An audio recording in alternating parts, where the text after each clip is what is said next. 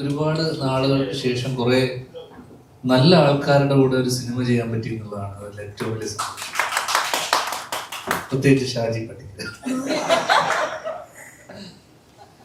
അല്ല, അത് നല്ല സിനിമയ്ക്കപ്പുറം നല്ല ആൾക്കാരുടെ കൂടെ സിനിമ ചെയ്യാൻ പറ്റുക എന്ന് പറയുന്നത് ഭയങ്കര വലിയ കാര്യമാണ്. കാരണം നമ്മള് നല്ല ആൾക്കാരെന്ന് പറയുമ്പോൾ സിനിമയിൽ നല്ല ആൾക്കാരില്ല എന്നല്ല, വളരെ കുറവാണ് എന്നുള്ളതാണ്.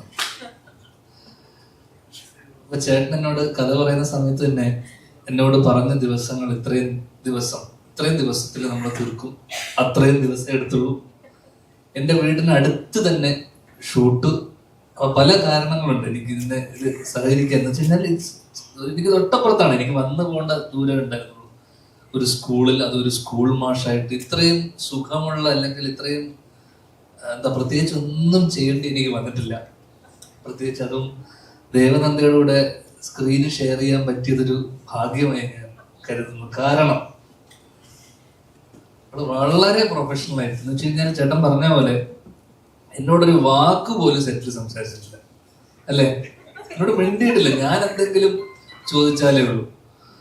അപ്പൊ ഞാൻ ദേവനന്ദയുടെ പല ഇന്റർവ്യൂകൾ കണ്ടിട്ട് ഞാൻ പ്രായത്തിൽ എന്ന് വെച്ചാൽ ദേവനന്ദ സംസാരിക്കുന്ന ചില കാര്യങ്ങൾ കേട്ട് ഞാൻ എന്റെ ചെറുപ്പകാലത്തിൽ എനിക്ക് ഇതുപോലൊന്നും ചിന്തിക്കാൻ കഴിഞ്ഞില്ലല്ലോ എന്ന് ഞാൻ ചിന്തിച്ച് ഉറങ്ങാതൊക്കെ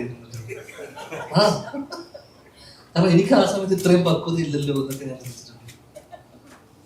എനിക്ക് അങ്ങനെ ആവണമായിരുന്നു എന്ന് ഞാൻ ചിന്തിച്ചിട്ടുണ്ട്. കാര്യമുണ്ട്. അങ്ങനെയുള്ള ദേവനന്ദയെ കാണാൻ പറ്റിയപ്പോ ദേവനന്ദ എന്നോടൊന്നും മിണ്ടുന്നില്ല. ഞാൻ അങ്ങോട്ടാണ് ഓർമ്മയില്ലേ, പലപ്പോഴും ഞാൻ കോൺവെർസേഷൻ ബിൽഡ് ചെയ്യാൻ ശ്രമിക്കുമ്പോഴൊക്കെ ദേവനന്ദ ഈ ക്യാരക്ടറായിരിക്കുക. അപ്പൊ ഞാൻ പലപ്പോഴും ഈ സീനിനകത്ത് തന്നെ ദേവനന്ദ വിഷമിച്ചിരിക്കുമ്പോഴൊക്കെ ഞാൻ പോയി, അല്ലെങ്കിൽ ദേവനന്ദ പല പല സാഹചര്യങ്ങൾ നിൽക്കുമ്പോഴൊക്കെ ഞാനാണ് അങ്ങോട്ട് പോയി സംസാരിക്കുന്നതും അങ്ങോട്ട് പോയിട്ട് മോളെന്താ മാറി നിൽക്കുന്നതൊക്കെ ചോദിക്കുന്നത്. ആ അവസ്ഥയായിരുന്നു ഈ സീൻ കട്ട് ചെയ്തതിന് ശേഷവും പലപ്പോഴും ഞാൻ അങ്ങോട്ട് പോയി സംസാരിക്കേണ്ടി വരുന്നു. അപ്പോഴാണ് ഞാൻ മനസ്സിലാക്കിയത് മോള് ഭയങ്കരമായിട്ട് ആ ക്യാരക്ടർ പിടിച്ച് അതിനകത്ത് അങ്ങ് ജീവിക്കായിരുന്നു തോന്നുന്നു.